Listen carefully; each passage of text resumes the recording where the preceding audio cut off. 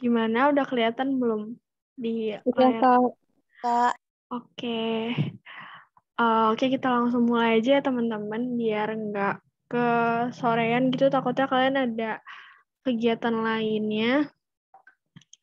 Aku buka dulu. Bismillahirrahmanirrahim. Assalamualaikum warahmatullahi wabarakatuh.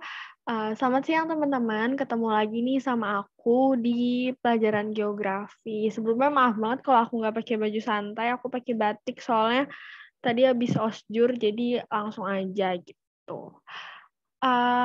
Gimana nih kalian kabarnya? Semuanya baik-baik aja kan?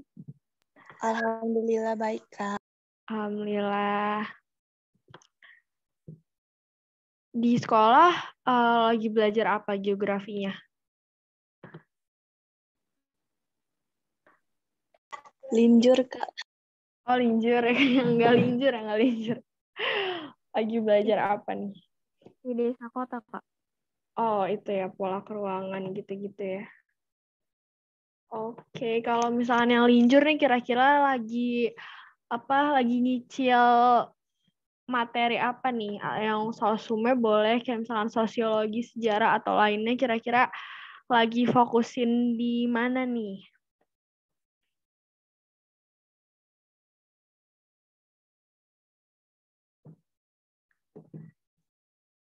Gimana? Atau masih sibuk sama ini tugas sekolahnya? Boleh dong sharing-sharing. Oh iya, ekonomi bisa-bisa. Ekonomi tuh apa ya yang keluar biasanya tuh kayak keseimbangan pasar dan lain sebagainya gitu sih. Oke, kita mulai aja ya teman-teman. Oke, karena udah kelihatan gitu ya di layar kalian, kalau sekarang kita tuh mau bahas tentang pedosfer atau lapisan tanah. Nah, sebenarnya ini itu masih satu cakupannya sama materi litosfer. Jadi apa ya, kalau misalnya digabung semuanya kan kayak kemarin udah banyak banget nih ya litosfer gitu. Jadi kita dipisahin lagi ke pedosfer yang sendirinya biar nggak terlalu berat gitu, walaupun yang litosfer aja udah berat gitu ya teman-teman. Jadi kita pisah aja gitu. Oke. Sebelumnya ada yang nggak tahu, ada yang tahu nggak nih kira-kira apa sih pengertian dari pedosfer atau lapisan tanah itu menurut pendapat kalian? Boleh open mic, boleh ketik juga di chat.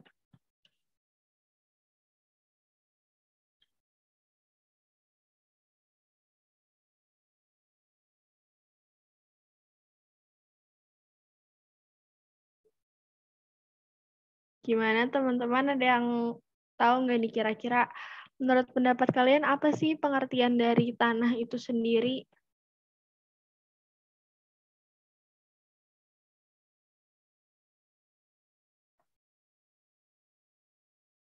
Gimana? Ada yang mau ini nggak nih, open mic atau ketik buat jawabannya?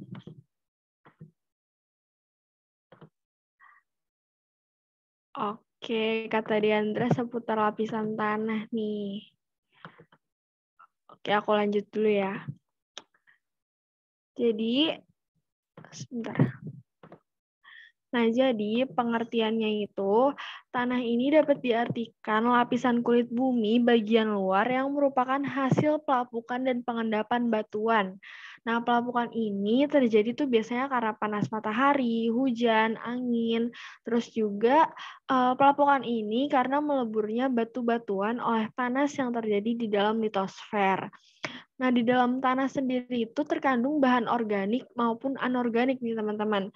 Bahan organiknya itu seperti jasad makhluk hidup yang telah mati, baik itu flora, fauna, maupun manusia, dan anorganiknya itu seperti batuan ataupun mineral. Jadi, seperti yang sudah kita ketahui ya, kita kan pasti menginjakkan kaki gitu ya di tanah gitu, buat tempat pijakan. Nah, dari tanah itu sendiri merupakan sebuah hasil dari pelapukan sama pengendapan batuan. Jadi semakin lama batuan itu melapuk atau mengendap, nah itu dia bisa menghasilkan tanah kayak gitu teman-teman. Oke, aku lanjut. Nah, ada nih yang namanya komponen pembentuk tanah. Nah, ini aku singkat ya kayak MAU, habis itu OR, maksudnya organik, terus Oreo. Jadi ini kayak biar kalian gampang ingatnya aja gitu, mau Oreo gitu. Nah, jadi di tanah ini, si mineral ini mempunyai komponen yang paling banyak, teman-teman, yaitu sekitar 45%. Lalu ada air sekitar 25%, lalu udara 20-30%, dan bahan organik nih. Bahan organik yang paling sedikit, dia sekitar 5%. Kayak gitu. Kita bakalan bahas satu-satu. Nah, yang pertama ini ada yang namanya mineral nih, teman-teman. Nah, mineral ini merupakan komponen utama nih dari tingkat kesuburan tanah. Jadi tanah itu dia bisa dibilang subur kalau mineralnya itu tuh terkandungnya cukup atau bisa dibilang lumayan banyak kayak gitu. Lalu kalau misalkan tanah itu kekurangan kandungan mineral, tentunya tanaman yang akan ditanam itu nggak bisa berkembang dengan baik gitu. Dia pasti akan terhambat proses perkembangannya gitu. Jadi dia nggak bakal bisa berkembang dengan sempurna karena dari si tanahnya ini sendiri kekurangan kandungan mineral. Lalu dari proses pembentukan mineral ini tentunya memakan waktu yang cukup lama nih teman-teman. Nah, dia itu biasanya terbentuk dari jenis batuan yang mengalami pelapukan teman-teman si mineralnya itu. Nah, biasanya ada 3 jenis nih batuannya, kayak batuan beku, batuan sedimen, sama batuan metamorf. Yang nantinya dia melapuk terus akhirnya jadi tanah kayak gitu. Aku izin lanjut dulu. Nah, ini batuan metamorf, batuan beku, sama batuan sedimen. Ini bisa dilihat contoh-contohnya gitu ya. Terus ada air nih. Nah, air tentunya kita sebagai makhluk hidup gitu ya, baik dari flora, fauna, maupun manusia pasti butuh yang namanya air. Nah, kalau di tanah sendiri, komponen air ini sifatnya itu berubah-ubah nih teman-teman atau dinamis.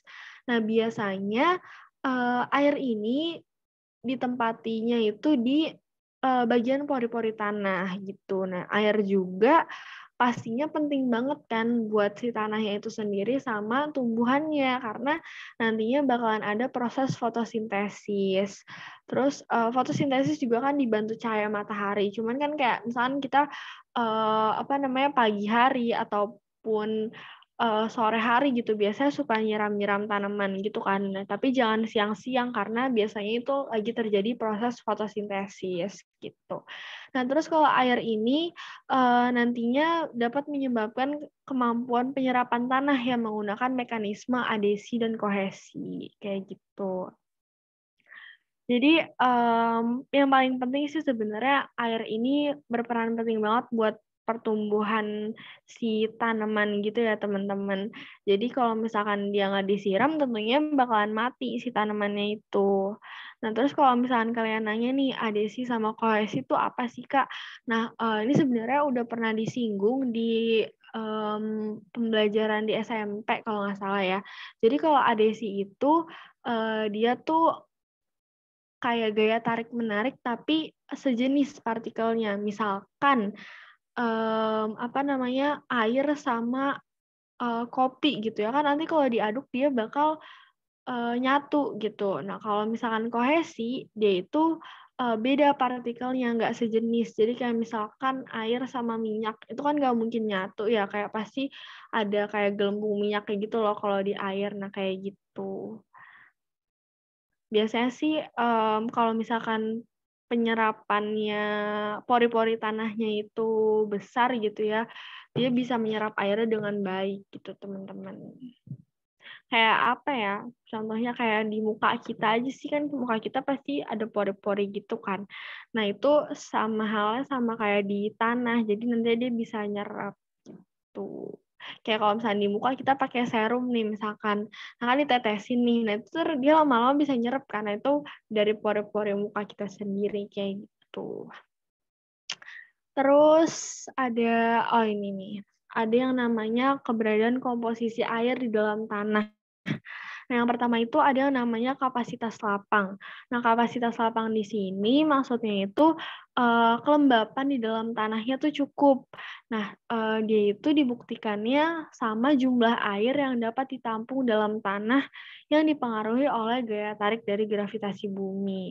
Nah, karena dia lembab gitu ya, jadi dia disebutnya tuh kapasitas lapang gitu. Pokoknya kata kunci di sini sih kelembapan dalam tanah gitu, teman-teman. Terus kalau misalkan titik layu permanen nih, titik layu permanen itu maksudnya keadaan di mana akar tanaman itu udah nggak bisa lagi nih nyerap air. Nah, jadinya dia itu menyebabkan si tanaman yang ditanemin di tanah itu jadinya layu, terus lama-lama mati karena dia udah nggak bisa nyerap air lagi kan. Nah, itu disebutnya titik layu permanen. Terus ada juga yang namanya ketersediaan air nih, teman-teman. Nah, ini maksudnya itu di mana si air di dalam tanah itu bisa menampung si airnya itu sendiri. Jadi, dia mempunyai ketersediaan air di dalam tanahnya itu. Makanya kalau misalkan dia punya ketersediaan air yang cukup, tumbuhannya itu pasti nggak akan cepat layu, kayak gitu. Oke, mungkin sampai sini dulu nih dari mineral sama air. Kira-kira ada yang mau ditanyain nggak nih, teman-teman? Atau udah jelas? Ada yang mau ditanyain nggak?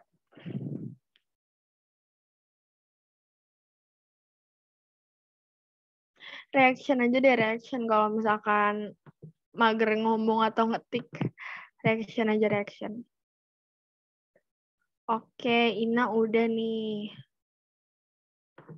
Nanti juga udah. Oke, Ratu mau apa nih? Mau ada yang mau ditanyain? Kurang pahamnya di bagian mana?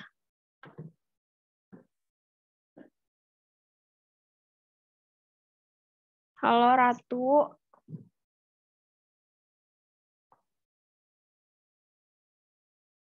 Oh, belum ada pertanyaan. Aku kira belum ngerti. Oke, kita lanjut ya. Berarti kayak MAU nih. Berarti U-nya tadi udara ya, teman-teman. Kita lanjut ke udara nih. Nah, udara nih, kandungan udara ini sebenarnya di dalam tanah itu fungsinya tuh lebih ke buat nafasnya si cacing, semut, dan lain sebagainya gitu sih, teman-teman. Karena kalau misalkan udaranya itu dapat keluar, maka tekanan dari airnya itu meningkat. Jadi, komposisi dalam tanahnya itu tergantung sama tinggi rendahnya komposisi air. Jadi, kata kuncinya sih di sini sebenarnya lebih ke udara ini tentunya buat mikroorganisme tanahnya gitu ya, buat dia melangsungkan metabolisme gitu. Nah, terus kalau misalkan udara ini nggak dapat keluar nih, berarti tekanan tekanan airnya itu lagi rendah. Jadi dia mempunyai hubungan gitu loh, teman-teman, hubungan kayak berbanding terbalik gitu. Jadi kalau misalkan udaranya keluar dia tekanan airnya meningkat, tapi kalau misalkan udara yang nggak dapat keluar, berarti tekanan airnya itu lagi rendah, kayak gitu. Nah, ini nih yang dimaksud pori tanah. Jadi nanti dia mengisi di di sela-selanya ini gitu.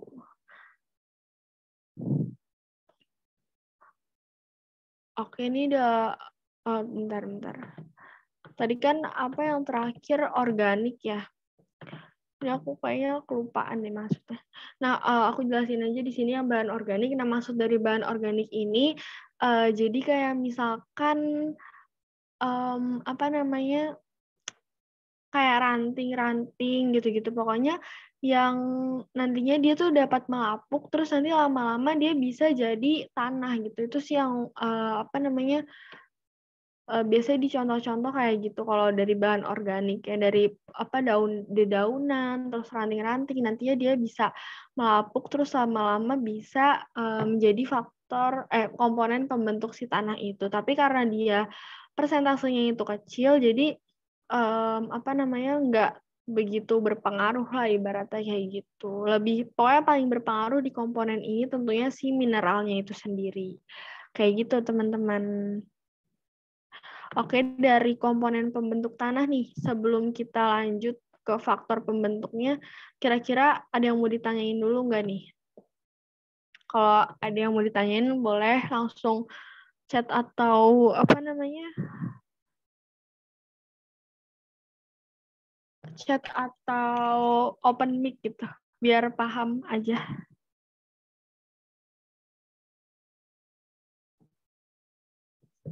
Udah nih, udah paham beneran.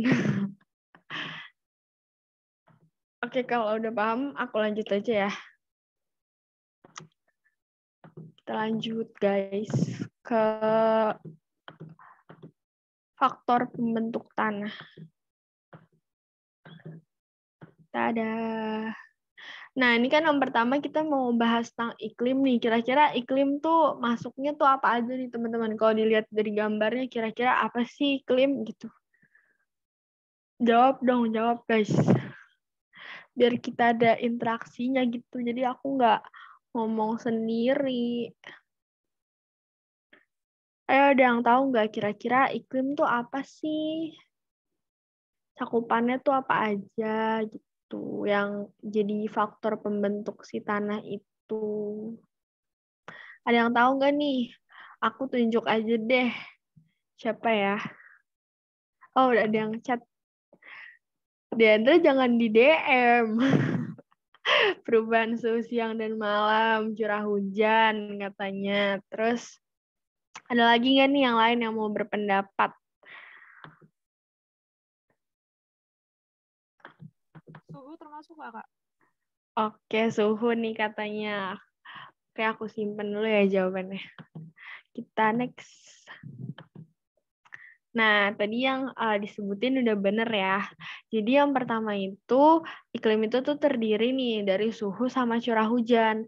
Nah, kalau suhu ini maksudnya dia itu berpengaruh sama proses pelapukan, kayak misalkan bahan induknya itu sendiri, kayak batuan dan lain sebagainya. Jadi kalau misalkan suhunya itu tinggi nih, maka proses pelapukannya itu lebih cepat. Jadi, karena perbedaan suhu siang dan malam tinggi, itu juga akan membuat si proses pembentukan tanahnya itu cepat. Jadi kayak misalnya kita ambil contoh itu di daerah Mesir gitu ya, dia kan siangnya itu panas banget, tapi malamnya itu dingin banget. Nah, itu bisa berpengaruh sama proses pelapukan dari batuannya. Jadi dia bisa lebih cepat melapuk gitu. Jadi dia lebih cepat bisa terbentuk tanah gitu. Karena kan perbedaannya tuh sangat berbanding terbalik gitu ya. Kayak siangnya panas banget tapi malamnya dingin banget gitu. Nah, itu jadi faktor salah satu faktornya gitu. Nah, tapi kalau misalkan di Indonesia sendiri kita kan nggak terlalu jauh gitu ya dari siang sama malam. Jadi di Indonesia sendiri tuh lebih berlangsungnya tuh lebih lama lah dibanding sama daerah-daerah yang perbandingan suhu siang sama malamnya tuh tinggi gitu. Nah, terus ada yang namanya nih curah hujan nih. Curah hujan ini berpengaruhnya tuh sama kekuatan erosi dan menyebabkan tanah itu jadi asam atau pH-nya tuh menjadi rendah. Nah, kalau curah hujan ini sendiri kan mungkin udah belajar gitu ya kemarin di bagian erosi. Nah, erosi dari air gitu ya. Nah, itu kan juga bisa membuat si tanah itu nantinya melapuk gitu. Nanti dia lama-lama tererosi, terkikis gitu-gitu. Nah, sampai akhirnya nanti tanah itu, batuan itu dulu nanti dia bisa kepecah gitu. Terus lama-lama bisa melapuk deh kayak gitu. Cuman ya itu prosesnya lama gitu, nggak bisa hari ini, misalnya hari ini hujan terus besoknya langsung jadi tanah, nggak bisa kayak gitu. Jadi kayak lama pasti prosesnya gitu. Terus tanah nih pH-nya bisa jadi asam. Nah, curah hujan ini bisa menyebabkan pH tanah itu jadi asam atau rendah, teman-teman. Jadi kayak apa ya contohnya? Kayak misalkan itu aja sih gembok gitu kan kadang suka karatan. Nah, ibaratnya kayak gitu. Cuman bedanya kalau di tanah itu tanahnya jadi asam gitu. Halo Venus, ini materi pedosfer ya tentang lapisan tanah gitu. Nah, terus ada nih yang namanya organisme, teman-teman. Kalau organisme ini berarti aktivitas hewan dan tumbuhan serta dekomposisi sisa jasad hewan dan tumbuhan.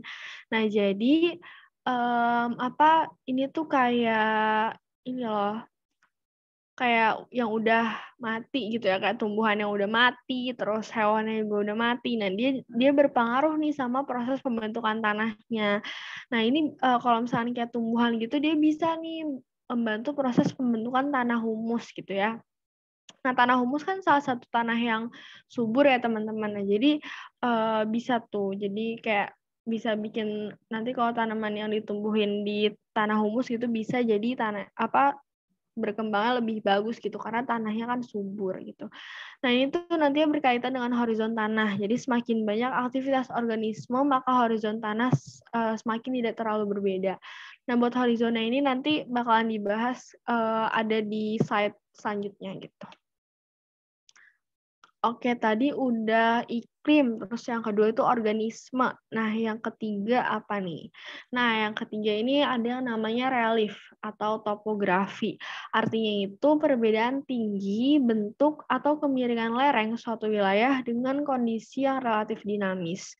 Nah, jadi kalau misalnya relief itu, kalau dia berada di topografinya miring. Nah, lapisan tanahnya itu pastinya lebih tipis, teman-teman, karena dia bisa terjadi erosi kan.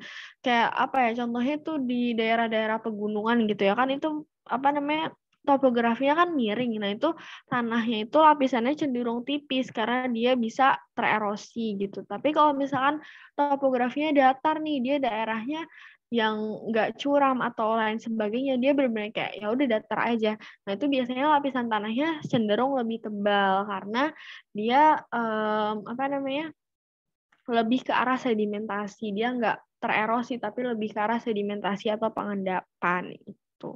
Lalu kalau misalkan ada sistem drainase atau pengaliran nih, kalau kondisi drainase buruk gitu ya, nantinya si tanahnya itu jadi asam gitu, dia nggak bagus. Tapi kalau misalkan drainasenya baik, nantinya dia juga akan baik gitu tanahnya. Jadi kok kayak misalkan kalau kalian tahu ada pengaliran di sawah gitu ya, nah itu tuh berguna tuh teman-teman buat si tanah-tanahnya. Tapi kalau misalkan kebanyakan airnya itu juga nggak bagus gitu. Jadi apa yang berlebihan itu nggak bagus gitu teman-teman. Jadi kayak ya udah secukupnya aja gitu. Terus udah 3 nih teman-teman, kira-kira dari iklim, terus topografi, sama tadi yang sebelumnya organisme ya? Iya benar. Sama organisme ini ada yang mau ditanyain nggak nih? Apa udah paham? Muna mau nanya, Muna. Kalau waktu itu termasuk enggak sih, Kak? Betul, termasuk kita bahas. Oke, karena udah disinggung ya, kita bahas. Ada kok di apa namanya slide berikutnya. Ini aku bahas bahan induk dulu ya sebentar. Nah, kalau bahan induk itu terdiri dari batu-batuan teman-teman. Biasa kayak batuan vulkanik, batuan beku, batuan sedimen, ataupun batuan malihan atau metamorf. Nah, batuan induk ini nantinya bakalan hancur teman-teman. Habis itu dia mengalami pelapukan. Habis dia mengalami pelapukan, baru deh dia bisa jadi tanah kayak gitu. Nah, bahan induk ini berasal dari bahan induk residu dan juga angkutan. Kalau residu itu dia itu berasal dari tanah itu berada, jadi dia emang udah satu tempat lah ibaratnya kayak gitu. Tapi kalau bahan induk biasanya bahan induk angkutan itu biasanya dia dari tempat lain gitu. Biasanya diangkut oleh air, angin, es atau gravitasi. Nah, bahan induk ini juga bisa menjadi salah satu faktor penentu nih sifat si tanahnya itu sendiri. Kalau misalkan tanahnya itu misalkan bahan induk residunya di sekitar situ ya, di tempat itu berada itu ada pelapukan batu pasir. Nah, berarti si tanahnya itu cenderung memiliki sifatnya berpasir kayak gitu. Nah, tadi karena Muna udah menyinggung waktu, nah ini juga menjadi salah satu faktornya nih teman-teman. Jadi apa namanya? tanah itu nantinya dia pasti terus berubah kan, dia mengalami pelapukan dan pencucian yang terus-menerus. Nah, pencucian di sini tuh maksudnya apa ya bahasa itunya? Kayak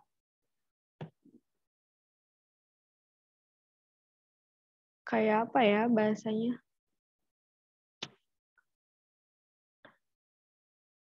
Kayak perpindahan masa gitu loh, teman-teman.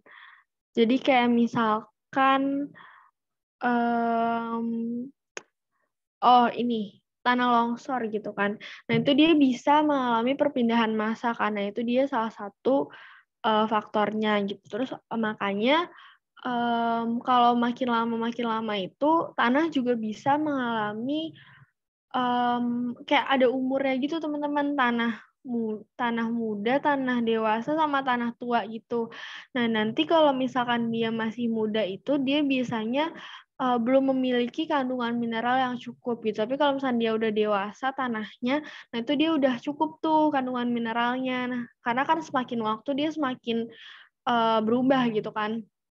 Nah, itu kalau misalnya udah dewasa, nah dia tuh bisa tuh ditanamin karena itu posisi di mana tanah itu paling subur gitu. Nah, tapi kalau tanahnya tua, itu dia udah nggak ada nih kandungan mineralnya, jadi dia cenderung lebih kayak tanah mati gitu, teman-teman, udah nggak bisa ditanemin lagi kayak gitu.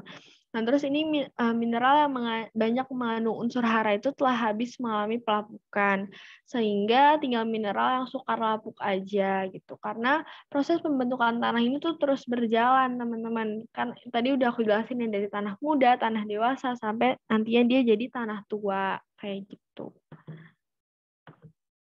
Oke, dari faktor pembentuk tanahnya nih yang kelima-limanya. Aku back dulu deh. Nah, dari kelima ini kira-kira ada yang mau ditanyain nggak, teman-teman? Atau sudah pahamkah bagaimana, teman-teman? Gimana nih, udah paham belum tentang faktor pembentuk si tanah? Ada iklim, ada relief, ada waktu, ada organisme, sama bahan induk gitu. Paham, Kak. Oke. Ya, Aku mau kenapa? tanya, relief itu terbentuk dari apa ya, Kak? Aku kayaknya skip atau gimana tadi? Relief terbentuk. Relief tuh terbentuk kayak emang udah dari sananya gitu loh. Paham nggak maksudnya? Kayak emang udah dari sananya gitu. Iya. Cuman Iya, kalau kalau pengertiannya gitu tuh maksudnya kayak perbedaan tinggi, bentuk, atau kemiringan suatu lereng gitu. Nah, dia nantinya berdampak nih sama lapisan tanahnya. Kalau topografinya miring, cenderung lapisan tanahnya tipis. Tapi kalau topografinya datar, itu cenderung lapisan tanahnya tebal. Kayak gitu, Almira. Gitu, oke, udah jam segini kayak aku izin lanjut aja ya, teman-teman. Kelewatan. Nah, terus ada nih yang namanya proses terbentuknya tanah. Nah, pada dasarnya itu tanah itu berasal dari batuan atau zat organik yang mengalami pelapukan, seperti yang sudah tadi aku jelaskan kan. Nah, faktor-faktornya tuh ada, bukan faktor sih, kayak prosesnya lah gitu ya. Yang pertama itu kayak bisa karena pemanasan matahari nih, pemanasan matahari di siang, terus ada pendinginan di malam hari. Nah, itu nantinya bisa mengalami pelapukan gitu, teman-teman. Kayak dia tadinya karena panas, terus malamnya dingin, lama-lama dia bisa melapuk batuan-batuannya gitu. Terus lama-lama terbentuklah si tanah karena batuannya itu sudah melapuk gitu ya. Lalu ada pemadatan dan tekanan pada sisa-sisa zat organik akan mempercepat terbentuknya batuan. Jadi kayak sisa-sisa zat organik kayak dedaunan, terus apalagi ranting-ranting, terus apalagi ya, kayak tumbuhan yang udah mati dan lain sebagainya itu bisa mempercepat terbentuknya batuan, maksudnya ini tanah ya, teman-teman, terbentuknya si tanah itu sendiri gitu. Lalu kalau misalkan batuan yang retak nih, yang tadi sudah aku jelaskan juga, nah dia itu bisa juga nih mempengaruhi proses pelapukannya. Habis itu kalau misalnya ditambah lagi dia kena air, bisa air hujan ataupun air apa namanya? Biasanya sih air hujan ya, karena kan batuan gitu. Biasanya air hujan, nah itu bisa lebih mempercepat proses terbentuknya si tanah. Lalu binatang-binatang kecil kayak cacing tanah, rayap, dan sebagainya yang membuat lubang dan mengeluarkan zat-zat yang dapat menghancurkan batuan. Nah, itu juga bisa mempercepat proses terbentuknya tanah. Lalu akar tumbuh-tumbuhan nih dapat menerobos dan memecah batuan. Nantinya akan hancur menjadi butiran-butiran tanah. Jadi kalau kalian tahu di dalam tanah gitu ya, akar tuh bisa memecah batuan gitu, saking kayak dia kuatnya. Dia kan mencari makanan gitu ya ke dalam tanah gitu, di dalam tanah dia menjalar gitu, dia mencari-cari makanan. Nah itu bisa dia memecah batuan karena saking kayak kuatnya gitu loh menggerus. Karena kan harus menggerus lapisan tanah gitu kan kalau misalnya dia mau mencari makan. Nah itu bisa memecah batuannya gitu. Terus, nah ini nih, ada faktor biotik sama abiotiknya. Terus kalau tadi faktor biotik kan ada pemanasan sinar matahari, curah hujan, angin dan cuaca, aktivitas air permukaan, sama retakan pada batuan. Kalau biotiknya kayak aktivitas mikroba atau jasad trenik yang udah mati gitu ya, kayak misalkan hewan-hewan yang udah mati, terus akar-akar vegetasi sama aktivitas cacing tanah. Seperti itu. Nah, karena tadi ngomongin pelapukan nih. Nah, pelapukan aku ingetin lagi, dia itu ada 3, teman-teman. Ada yang kimiawi. Nah, ini pastinya berhubungan sama bahan kimia. Lalu ada fisik atau mekanis. Nah, ini biasanya disebabkan sama faktor-faktor yang perubahan cuaca gitu. Misalkan peristiwa pemanasan pada siang hari dan pendinginan pada malam hari. Nah, nantinya dia akan mengalami penghancuran. Lalu ada yang ketiga nih, organik atau biologis. Nah, itu biasanya disebabkan tumbuhan yang hidup di atas batuan. Kalau kalian tahu lumut-lumut yang ada di batuan, nah itu dia bisa melapuk, teman-teman. Dia lama-lama bisa mengalami pelapukan sampai dia nantinya hancur. Seperti itu. Dari proses terbentuknya tanah. Gimana, udah paham sampai sini? Atau ada yang mau ditanyain boleh? Maaf. Atau ada yang mau ditanyain boleh?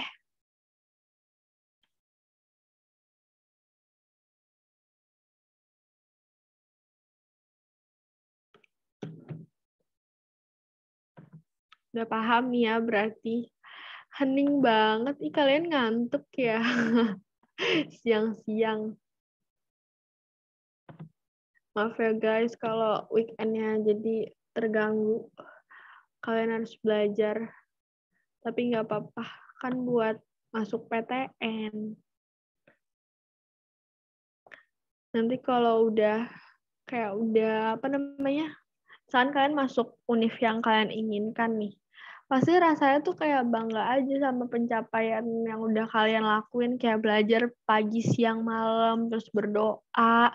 Rasanya tuh kayak alhamdulillah gitu, kerja kerasnya terbayarkan gitu. Gitu. Makanya nggak apa-apa kayak misalnya ngeluh gitu, kayak duh capek banget, mesti Zoom lagi, belajar lagi, gini-gini gitu-gitu.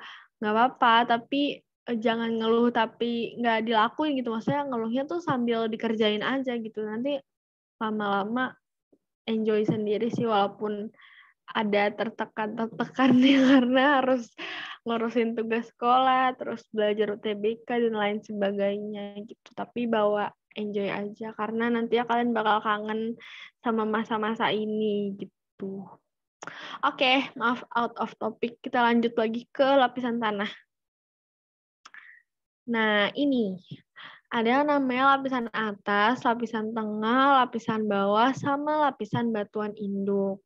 Nah, kalau misalkan lapisan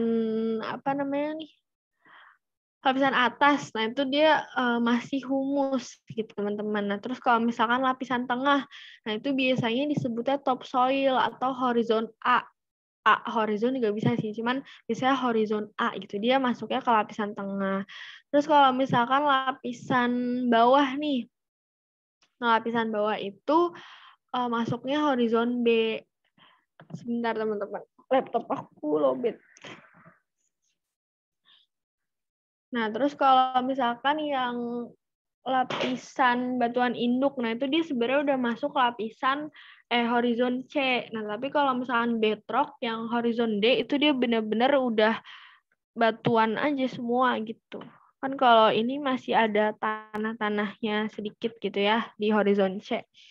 Nah kalau misalnya yang paling subur nih, kira-kira di horizon yang mana teman-teman? Ada yang tahu kah? Ayo jawab dong, jawab. Kak. Oke, bener ya. Di horizon A, bener banget. Karena dia masih banyak kandungan humusnya, terus mineralnya. Jadi dia lebih bisa membuat tanaman-tanamannya subur gitu. Kalau di lapisan A, gitu, horizon A.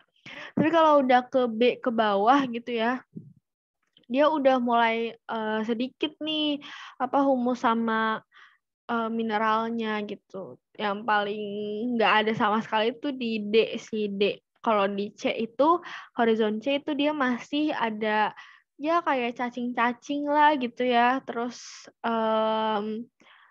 bisa ditanemin juga sih, cuman dia udah nggak ada humus sama mineralnya, jadi kayak percuma gitu. Jadi lebih banyak kayak mungkin binatang-binatang yang ada di tanah gitu. Seperti itu kalau di lapisan tanahnya. Tapi ini jarang sih teman-teman ditanyain, setahu aku. Cuman biasanya keluar kayak horizon A, B, C, D gitu. Jadi diingat-ingat aja sama gambarnya dilihat sih. Makanya kayak aku sering bilang kan kalau misalnya belajar geografi itu nggak bisa cuma baca doang karena harus dilihat gitu. Seperti itu. Nah ini ada penjelasannya.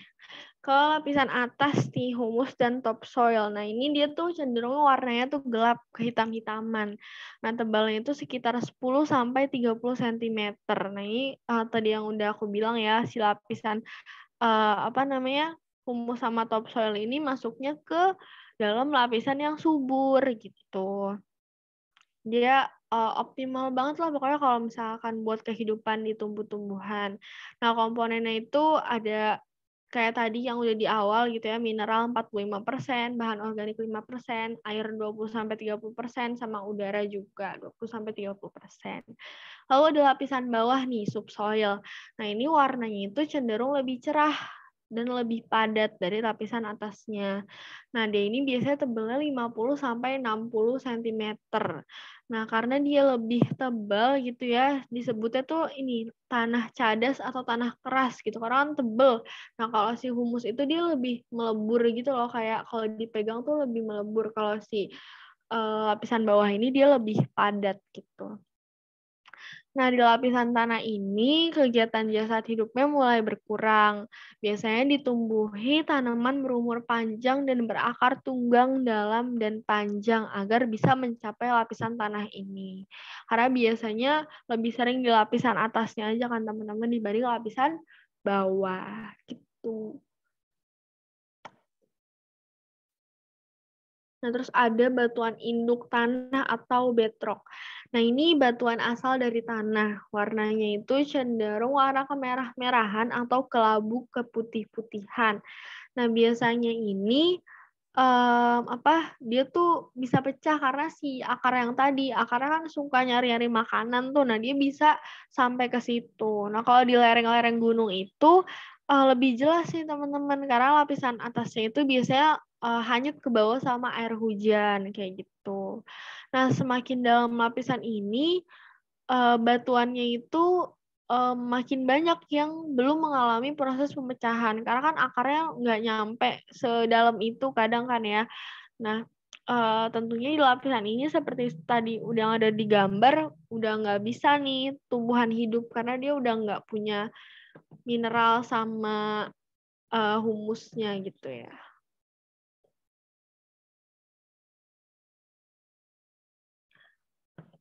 Oke, nah dari lapisan tanah ini udah paham belum, teman-teman?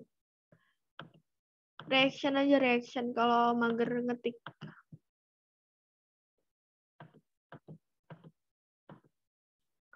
Belum ada yang reaction nih, udah paham belum? Oh, Mira udah.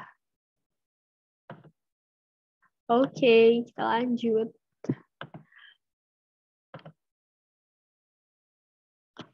Horizon tuh artinya lapisan, teman-teman. Jadi kayak horizon A, lapisan atas gitu. Dia masuknya kayak gitu sih. Cuma namanya emang horizon gitu. Horizon A, horizon B, horizon C gitu. Cuman kalau misalnya di bahasa Indonesiain, lebih kayak lapisan atas, tengah, bawah, sama batuan induk. Kayak gitu, Ratu.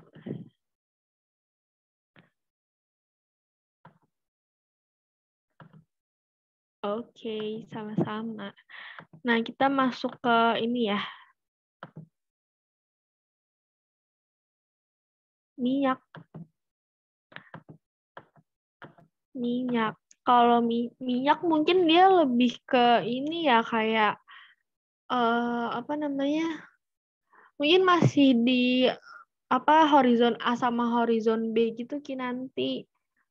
Soalnya kalau misalkan di horizon C ke bawah dia udah kayak nggak ada apa-apanya gitu loh, kayak udah mineralnya udah nggak ada, terus humusnya udah nggak ada, jadi udah nggak bisa ada apa-apa lagi gitu. Isinya cuma batuan sama paling apa namanya, binatang yang bisa sampai sedalam itu gitu.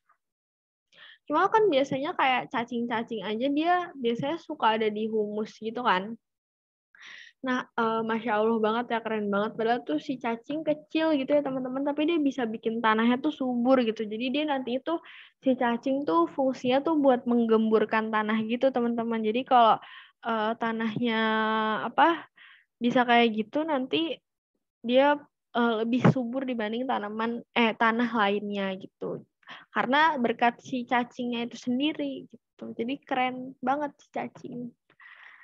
Gitu. Kita lanjut ya ke jenis tanah yang ada di Indonesia.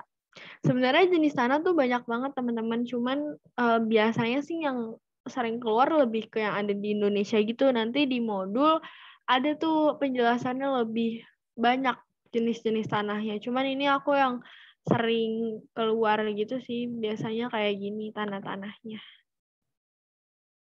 Oke, sama-sama nanti. Nah, kita bahas nih yang pertama, ada yang namanya tanah humus. Nah, ini dia subur, teman-teman, karena dia tuh berasal dari pelapukan organik gitu, yang kayak daun, terus batang pohon, ranting-ranting, yang adanya di hutan hujan tropis yang lebat gitu. Jadi dia subur banget lah gitu. Lalu ada tanah pasir nih. Kalau tanah pasir ini dia kurang baik buat pertanian, karena dia cenderung kayak berkerikil, kasar gitu ya. Terus dia itu biasanya berasal dari batuan beku serta batuan sedimen. Kalau tanah aluvial nih atau endapan, nah biasanya tuh dia ada di dekat-dekat sungai karena dia biasanya terbentuk tuh dari lumpur sungai yang mengendap di dataran rendah. Nah, dia lumayan cocok buat pertanian gitu ya. Dia masih masuknya juga ke tanah yang subur gitu. Terus ada juga nih tanah pozolit. Nah, dia itu subur juga, biasanya itu dia adanya di pegunungan. Karena kan kayak curah hujannya tinggi gitu ya, terus suhunya rendah atau dingin. Dia pokoknya kata kuncinya dia ada di pegunungan terus subur kayak gitu. Kita lanjut. Ingat-ingat ya tanah yang subur tuh yang mana aja, yang nggak subur tuh yang mana aja gitu.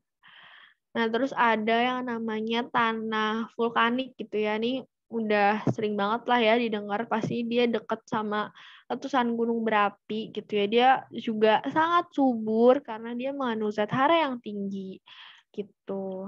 Kalau tanah laterit nih, dia tuh nggak subur teman-teman. Sebenarnya dia tadinya subur, cuman karena unsur haranya itu hilang ya karena larut di bawah air hujan, makanya dia jadinya nggak subur kayak gitu.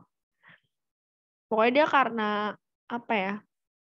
Karena di bawah air hujan itu sih, jadi unsur haranya tuh ke bawah hanyut gitu. Nah, terus kalau tanah Mediteran atau tanah kapur, nah ini nggak subur ya teman-teman. Dia terbentuknya juga dari pelapukan batuan kapur. Jadi dia nggak bisa itu ditanemin karena apa ya? Yang nggak subur itu. Terus biasanya tanah kapur tuh cenderungnya asam kayak gitu. Terus kalau tanah gambut atau gimana sih bacanya? Organosol, itulah pokoknya. Nah, ini juga kurang subur teman-teman untuk bercocok tanam. Biasanya itu dia dari pelapukan yang ada di rawa-rawa kayak gitu. Jadi kalau di sini ada lagi nggak ya? Bentar, kayak nggak ada. Oke, ini yang apa namanya subur gitu, yang subur tanah vulkanik, terus tanah humus, tanah aluvial, sama tanah pozolit. Kalau kayak pasir, terus laterit, kapur, sama gambut itu kurang subur. Nah, ini ada foto-fotonya. Nanti buat penjelasan, biasanya di modul tuh aku lihatnya dia udah banyak banget sih jenis-jenis tanahnya gitu. Tuh kalau tanah humus kan dia hitam gitu ya. Itu unsur haranya banyak gitu, kandungan mineralnya, jadi dia cocok banget buat nanam-nanam. Oke, kalau sampai sini dulu deh. Jenis tanah nih, ada yang mau ditanyain nggak? Jenis tanah di Indonesia. Jarang sih ditanya kalau tanah ini biasanya ada di mana, itu jarang. Itu lebih ke itu, tahu apa bahan galian gitu, tahu kan kayak emas, terus apalagi sih? Kok aku jadi lupa ya. Pokoknya kalau itu sebaran-sebaran itu biasanya itu ditanyain. Tapi kalau tanah-tanah itu dia biasanya kayak ini tanah tuh subur apa enggak, terus dia biasanya terbentuknya tuh dari apa, kayak gitu. Buat jenis-jenis tanah. Seperti itu, guys. Gimana? Udah paham buat jenis-jenis tanah?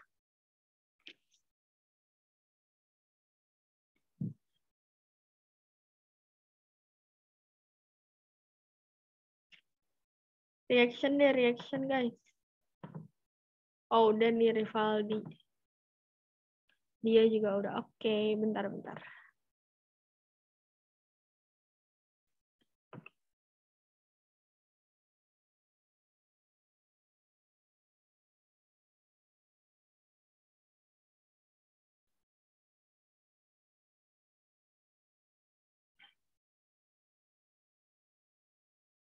Maaf guys, cutting ngechat aku.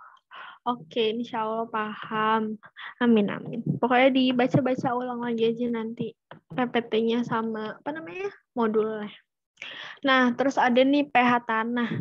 Nah, pH tanah itu kesuburannya itu kalau baik tuh misalkan berkisarnya antara 6,5 sampai 7,5 atau netral, teman-teman. Jadi kalau misalkan dia netral, dia itu apa namanya? Lebih baik gitu ya buat si tanamannya itu sendiri. Nah, tapi kalau pH tanahnya itu apa namanya asam gitu ya, asam. Nah, dia itu ada caranya itu namanya tuh pengapuran. Jadi kayak dikasih kapur gitu teman-teman. Gitu deh. Terus kalau misalkan pH tanahnya terlalu basah nih, nah dia tuh dikasih sulfur atau belerang sampai si tanahnya itu bisa jadi pH-nya tuh netral gitu. Nah, nanti kalau misalnya mau ngecek pH tanah nih, jadi tuh ada alat namanya, aku lupa nama alatnya apa, kayak soil apa ya?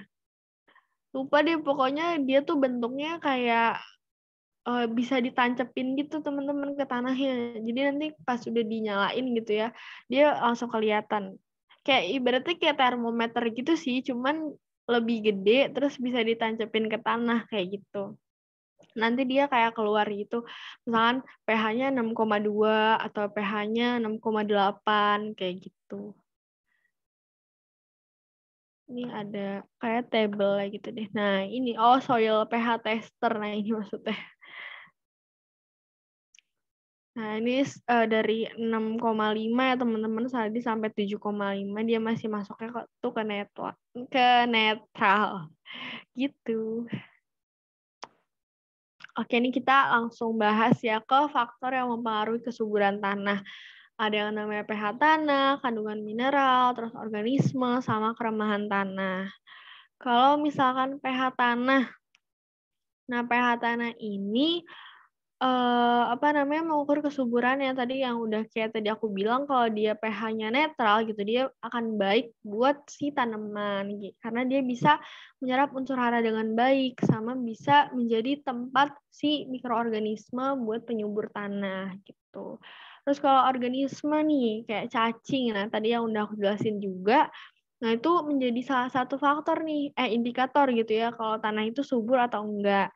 Nah, tadi cacingnya itu memiliki manfaat untuk menggemburkan tanah. Lalu ada keremahan tanah. Remah atau kram ini kondisi tanah di mana tanah itu sangat berpori.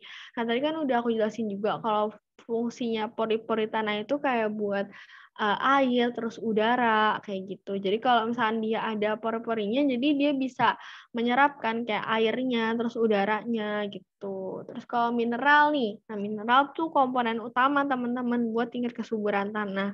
Kalau kandungan mineralnya udah nggak ada, ya dia pasti nggak bisa buat tanemin tanamannya gitu. Karena dia udah masuknya berarti nggak subur kayak gitu.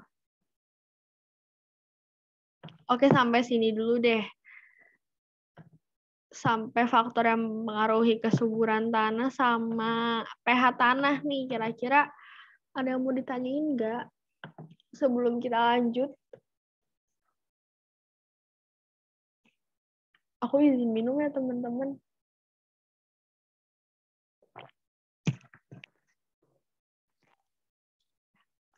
Oke, mau lanjut nggak nih? Atau ada yang mau ditanyain dulu?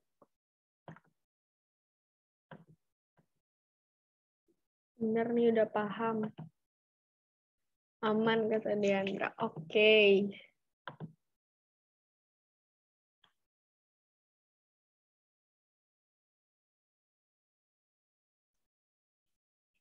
Oke, Rivaldi nanya nih teman-teman, Kak, kan tanah berpori baik bagi tanaman, gimana yang tanah pasir, Kak, itu berpori tapi nggak subur?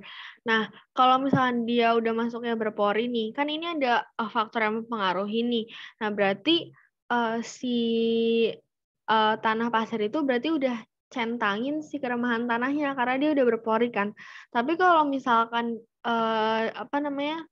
si organisme yang nggak ada, terus kandungan mineral yang nggak ada, sama pH tanah yang nggak netral, berarti dia masuknya nggak subur gitu. Jadi kalau misalkan hanya salah satu faktor aja, dia belum bisa ditandai kalau tanah itu tuh subur gitu.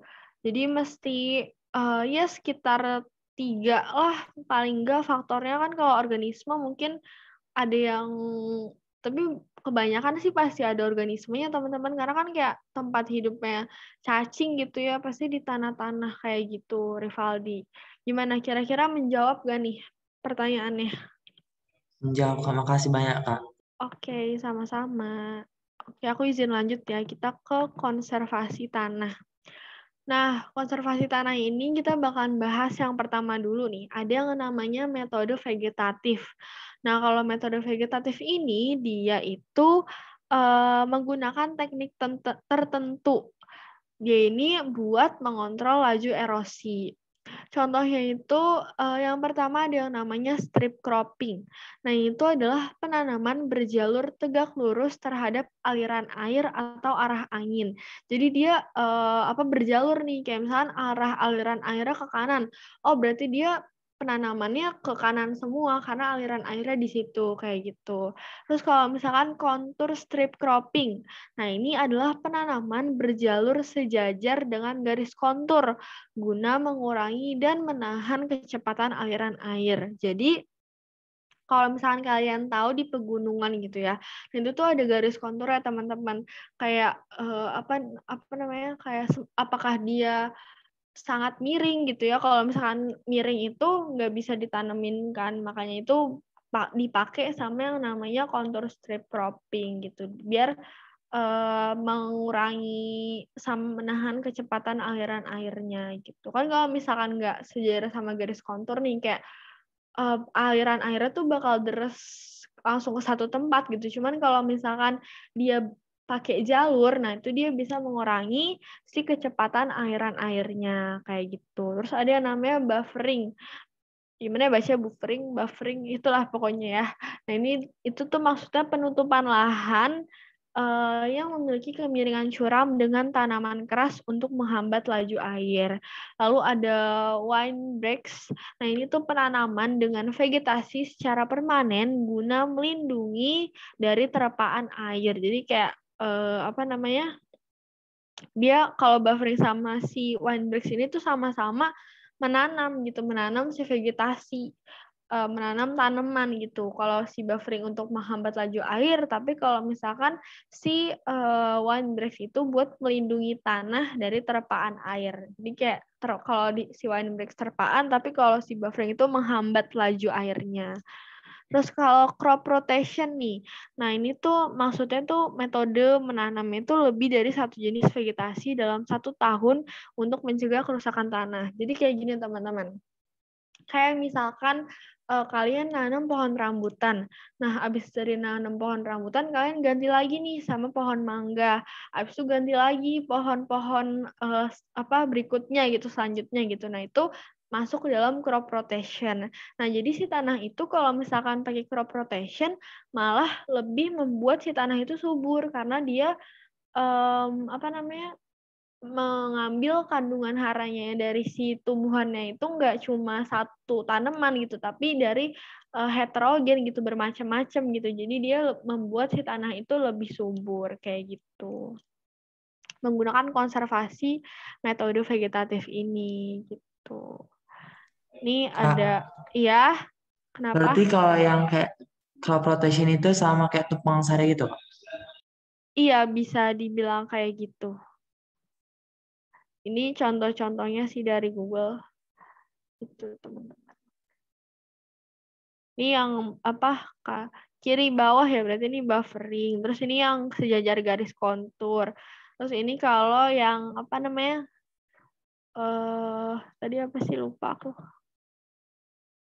Penanaman berjalur sejajar. Ini yang bawah. Terus kalau nggak salah strip cropping itu yang ini. Yang kanan atas gitu. Nanti kalau misalnya kurang jelas gitu ya, nanti coba cari-cari contohnya lagi di mana namanya tuh, di Google gitu. Atau di YouTube gitu sih. Contour vlogging. Kayaknya itu nama lain dari salah satu ini deh. Siapa nih tadi yang chat? Muna. Aku pernah baca sih, cuman aku lupa dia masuknya ke mana. Tapi dia masuk ke contour strip cropping deh, itu nama lainnya. Kalau nggak salah. Nanti boleh dicari tahu lebih lanjut ya. Kayak itu nama lainnya gitu.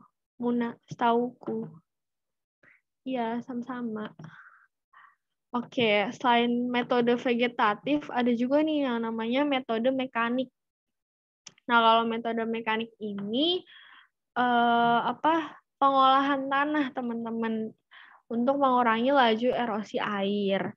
Nah, yang pertama itu contour tillage. Nah, dia itu pengolahan tanah sejajar dengan garis kontur dan membentuk igir-igir kecil yang memperlambat aliran air dan memperbesar infiltrasi air. Nanti di fotonya ada kok. Terus kalau terasering nih, merupakan pembautan teras-teras pada lahan miring guna mengurangi sudut lahan sehingga erosi bisa diminimalisir. Oke, Ina. Guludan. Guludan itu merupakan pembuatan gundukan tanah menggunung agar air bisa mengalir searah dengan garis kontur. Terus kalau check dam merupakan kegiatan membendung aliran air melalui parit sehingga material yang tererosi bisa tertahan dan terendapkan. Nah, ini ada terasering gitu ya. Terus ini yang gundukan ya, apa sih bacanya? Guludan. Ini guludan. Sini yang menampung air, ini juga terasering. Sering banget kan kita lihat terasering itu. Nah, itu fungsinya itu buat pembautan teras tanah guna mengurangi erosi gitu. Jadi biar diminimalisir erosinya, makanya dibikin terasering kayak gitu, teman-teman. Sudah, kita tinggal latihan soal deh. Sebelum itu ada yang mau ditanyain nggak nih dari konservasi tanahnya sama faktor kesuburannya? Mungkin kalau ada yang mau ditanyain lagi boleh.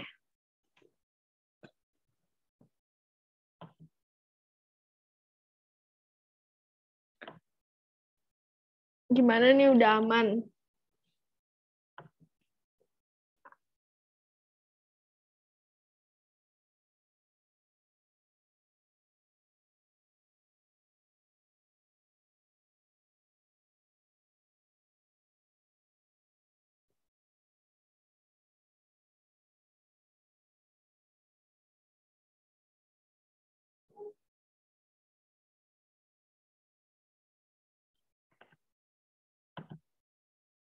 Udah aman ya berarti guys. Diem-diem aja nih. Contour strip cropping sama contour village.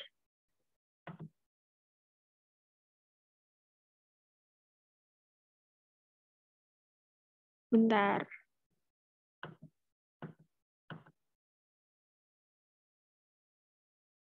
Kalau misalkan kontur apa tadi satu kontur tillage ini kan dia pengolahan tanah tuh sejajar dengan garis kontur buat membentuk igir-igir kecil. Nah, igir-igir kecil ini tuh kayak ya ngerti kak, apa namanya, buat memperlambat aliran airnya kan dan memperbesar infiltrasi. Nah, kalau misalkan si kontur ini buat menahan kecepatan airnya, dia kalau strip cropping buat menahan kecepatan air, tapi kalau misalkan si contour tillage itu buat memperlambat aliran air sama memperbesar infiltrasi. Itu sih bedanya, yaitu dia tadi pakai, kalau ini kan pakai metode mekanik, tapi kalau yang sebelumnya pakai metode vegetatif kayak gitu. Kayak gitu, guys. Gimana Ratu, udah paham belum? Metode vegetatif sama metode mekanik, oke. Aku lanjut ke latihan soal ya, teman-teman. Ya udah berapa ya? Dikit kok yang ini. Berikut adalah faktor-faktor pembentuk tanah, kecuali apa nih? Kecuali apa?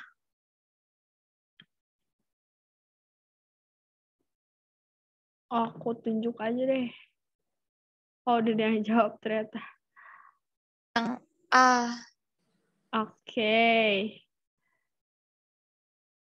Diandra katanya yang B nih. Yang lain ada yang mau berpendapat A, B. Oke. Kita lihat ya. Tada, jadi tanah ini terbentuk dari nih yang bawahnya ya, batuan induk, vegetasi, keadaan topografi, iklim, cuaca, dan waktu. Nah, berarti dia jawabannya kecuali kan, kecuali berarti yang B, erosi. Erosi nggak termasuk, teman-teman. Kayak gitu. Nah, kita lanjut. Nih. Salah satu upaya memperbaiki pH tanah yang asam. Dikasih apa nih teman-teman kalau tanahnya asam? Memberi kapur, Kak. Oke, benar. Kalau misalkan tanahnya basah, dikasih apa? Sulfur atau baler. Betul. Terima kasih sudah menjawab. Oke, keren. Ini ya tadi ya. Nah, unsur-unsur kimia yang diperlukan oleh tanaman sebagai nutrisi dinamakan apa? Ini gampang kok. Iya, bener. Ini kenapa dia nge-DM sih? Padahal di itu aja, di everyone aja. Iya, bener ya guys. Yang A jawabannya yang unsur hara. Oke, kita mau quizzes dulu nih. Biar kalian makin paham. Sebentar ya, aku setting dulu.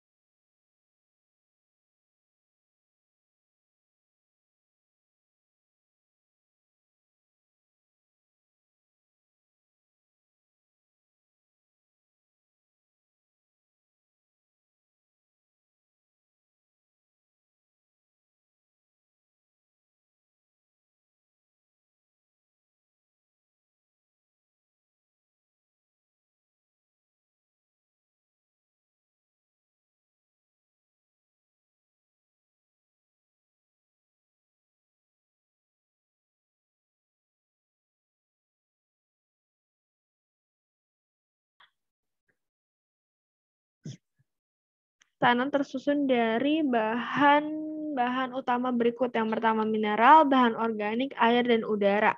Mana nih yang benar?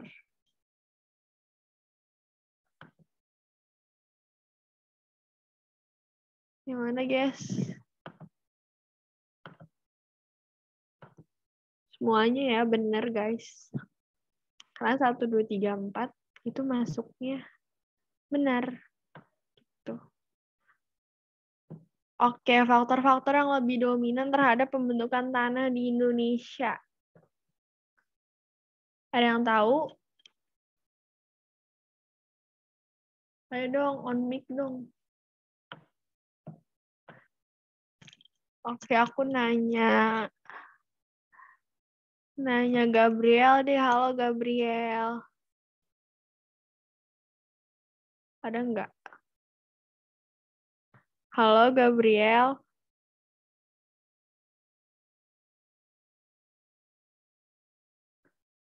Nggak ada. Diandra deh. Ada nggak Diandra? Iya, Kak. Oke, jawabannya apa nih kira-kira? Oke, nggak apa-apa, Gabriel. Yang nomor 2, jawabannya apa nih kira-kira? Mungkin, Kak. 1, 2, 3 katanya. Oke. Oke, jadi yang benar ini karena di Indonesia gitu ya, dia lebih ke curah hujan sama suhunya teman-teman. Jadi jawabannya yang 2 sama 4 gitu. Oke, aku langsung bahas aja deh. Tanah-tanah yang subur dan baik untuk pertanian. Yang mana nih? Vulkanik. Oke, benar. Secara umum kesuburan tanah di Indonesia dibedakan atas 1, 2, dan 3 lah ya, teman-teman. Yang tanah subur, tanah kurang subur, sama tanah tidak subur. Terus kalau secara umum, faktor yang membatasi pertumbuhan tanaman yang efeknya paling dominan. Faktor, yang mana nih? Kak. Betul, yang A ya, ketersediaan air, suhu, dan unsur hara. Lalu kapasitas tanah untuk menghasilkan produk tanaman tertentu pada tingkat atau kondisi pengelolaan tertentu merupakan kesuburan tanah yang ada hubungannya dengan, nah ini masuknya itu ke produktivitas tanah karena kata kuncinya itu kan menghasilkan produk tanaman tertentu. Nah kalian harus baca tuh lebih baik lagi ya gitu ya, kalau misalnya ada soal-soal yang untuk menghasilkan produk tanaman tertentu, nah itu dia berarti masuknya ke produktivitas tanah. Kayak gitu teman-teman. Lalu ada tanah masam nih, tanah masam berapa coba pH-nya? Kurang dari 5,5. Betul, karena kalau udah di atasnya dia udah mulai memasuki ke netral. Kandungan mineral dalam tanah berapa nih? Yang paling gede ya, teman-teman. Yang 45%. Lalu ada sistem penanaman tanaman secara bergiliran. Bertujuan untuk yang B ya, yang mempertahankan kesuburan tanah. Gitu. Yang tadi udah aku jelasin di crop rotation deh kalau nggak salah tadi, yang bergiliran itu. Terus yang terakhir ada mikroorganisme akan tumbuh dan berkembang dengan cepat jika mendiami tanah yang kaya akan oksigen dong ya tentunya, karena dia bisa berkembang kalau ada oksigen. Kayak gitu. Oke, sampai sini masih ada yang mau ditanyain nggak? Atau sudah jelas teman-teman? Gimana? Kenapa Ratu? Itu tadi yang faktor-faktor yang lebih dominan terhadap pembentukan tanah di Indonesia itu jawabannya 2 dan 4. Iya. Tapi tadi yang benar itu yang semuanya benar itu. Oh, semuanya benar ya di KJ-nya? Iya. Aku salah masukin KJ. Nah, kalau di Indonesia tuh lebih cenderung ke curah hujan sama suhu ya teman-teman. Tapi kalau misalnya ditanya faktor yang secara keseluruhan itu masuknya semuanya kayak gitu. Seperti itu, teman-teman. Oke, makasih Kak. Oke. Oke, hari ini sepertinya sekian dari aku nih, teman-teman. Kalau misalnya ada yang masih dibingungin, boleh chat aku aja di WA. Terus kalau mau nanya-nanya soal-soal yang lain juga nggak apa-apa sih. Kayak misalnya nggak mau nanya tentang pedosfer gitu, nggak apa-apa, tanyain aja. Gitu, aku tutup dulu ya teman-teman. Kuisnya segitu dulu sih, tapi kalau misalkan kalian mau latihan soal, biasanya di Twitter ada atau dari web yang bimbingan belajar alumni UI itu loh, apa sih? Pokoknya itu dia ada kayak soal kayak atmosfer, litosfer, pedosfer gitu-gitu. Jadi banyak soalnya. Kalian bisa latihan di situ. Kalau ada yang kurang paham, tanyain aja ke aku. Aku tutup. Sekian dari aku, kurang lebihnya mohon maaf. Makasih banget udah join hari ini.